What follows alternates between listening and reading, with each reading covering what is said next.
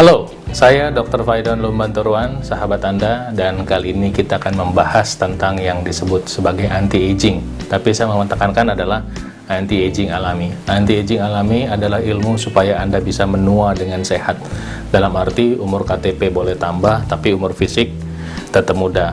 Saya ingin membagikan konsep anti-aging, tapi sebelumnya saya ingin Anda melihat dulu cuplikan berikut tentang seorang wanita yang kulitnya sedemikian cantik yang namanya Annette Larkins, dan pada usia 70 tahun penampilan kulitnya sama dengan orang usia 30 tahun. Mari kita saksikan dulu cuplikan filmnya sebagai berikut. I'm very vibrant. I have lots of energy, as I told you before. I'm up at no later than 5:30 in the morning as a rule, and I'm ready to go. Annette's husband owned a meat store in the 1960s. That's when she became a vegetarian. But as the years went by, she became a raw vegan.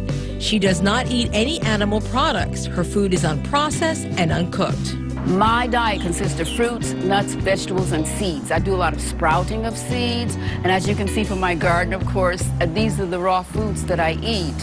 Annette also juices fruits and veggies. You name it, she can juice it. Grapefruits, pineapples, even spinach. But not everyone in the Larkins family eats and drinks this way. Antioksidan yang terdapat dalam buah-buahan yang dikonsumsi oleh Annette Larkins adalah rahasia kecantikan kulitnya. Dia makan buah-buahan 3 kali sehari. Jadi Anda bisa meniru cara Annette Larkins untuk punya kulit yang indah dan cantik dengan mengkonsumsi buah-buahan 3 kali sehari. Buah apa saja? Buah apa saja. Dan cara makan buahnya adalah misalnya dengan buah potong, atau dengan bumbu dalam bentuk salad atau rujak, atau Anda bisa menggunakan blender atau smoothie. Tapi jika Anda butuh sesuatu yang spesifik, dok, yang spesifik banget yang bikin kulit lebih cantik, apa sih contohnya? Ada beberapa contohnya. Contohnya adalah timun. Timun ini adalah alat bantu untuk membuat kulit menjadi cantik secara alami karena dia kaya akan mineral yang namanya silika. Silika adalah bahan baku kolagen alami. Jika Anda tahu rahasia kecantikan suku Sunda di Indonesia, salah satunya adalah rutin mengkonsumsi timun. Selain timun adalah paprika. Paprika adalah buah yang kaya akan vitamin C dan silika yang membuat kulit menjadi cantik dan halus. Jadi Anda bisa pilih paprika, pilih timun, pilih tomat, pilih buah-buahan yang lain untuk menjadi tools atau arsenal atau senjata anti-aging Anda supaya kulit Anda lebih bercahaya. Plus, buah-buahan ini ternyata bisa membantu kesehatan Anda. Nah, kemudian ada beberapa rahasia yang lain yang ingin saya membagikan kepada Anda supaya Anda semakin penasaran, yaitu tentang yang namanya hidup lebih sehat, lebih bugar, lebih bergairah. Tapi sebelumnya saya ingin Anda ngelihat cuplikan film ini dulu dari seorang yang bernama Bob Del Monte. Pada saat film ini diambil, Bob Del Monte itu berusia 83 tahun, dan pada usia 83 tahun dia ini bisa lari sekitar 10 km, dia bisa squat sekitar 100 kilo. Artinya umur 80 tahun, kemampuan fisiknya sama seperti usia 30 tahun. Mari kita saksikan dulu cuplikan film yang satu ini. Meet Bob Del Monte. He's the author of the new book Lifelong Fitness, an award-winning bodybuilder, a trainer, and the inventor of the life cycle. And would you believe it, he's 73. When you get yourself in great physical shape, you're alive. Satu lagi, selain Bob Del Monte, mungkin Anda berpikir begini, itu kan buat laki-laki, bagaimana dengan perempuan? Ternyata ada. Setelah saya bagikan film berikut, saya minta Anda 3 kali lebih termotivasi untuk segera melaksanakan atau belajar tentang ilmu anti-aging. Ini adalah cerita tentang kisah nyata seorang nenek bernama Marjorie Newlyn yang 3 kali mengalami patah tulang, ya, karena katanya osteoporosis. Dan salah satu olahraga yang dilarang, ya, untuk dikerjakan oleh Marjorie Newlyn adalah justru olahraga fitness. Tapi ini nenek nekat, justru dia latihan fitness. Dia bilang apa? Lebih baik saya mati di gym daripada mati di meja operasi. Dan ini contoh filmnya. Mari kita saksikan yang satu ini dulu.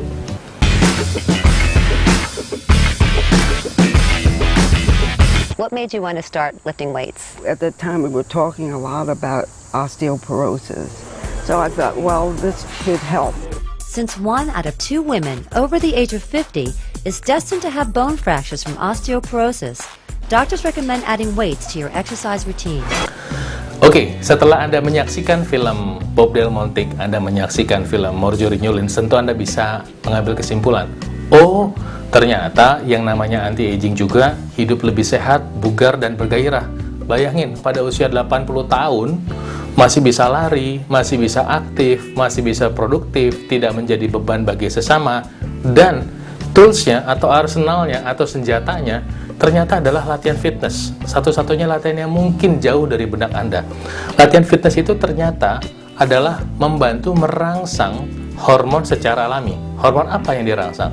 Utama growth hormone dan testosteron. Apakah cukup dengan olahraga itu saja? Enggak.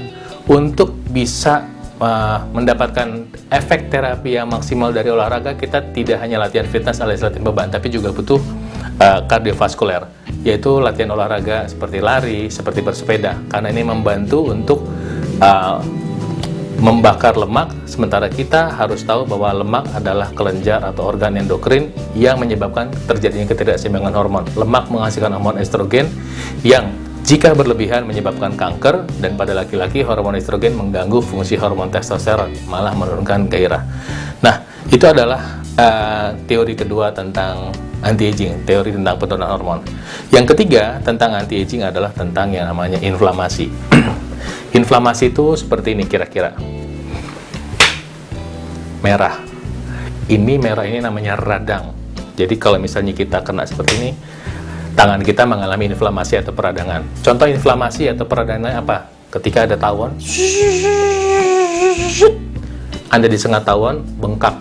Bengkak itu adalah peradangan. Contoh yang lain dari peradangan apa? Jerawat. Ketika Anda mengalami jerawat banyak, berarti wajah Anda sedang mengalami peradangan atau inflamasi.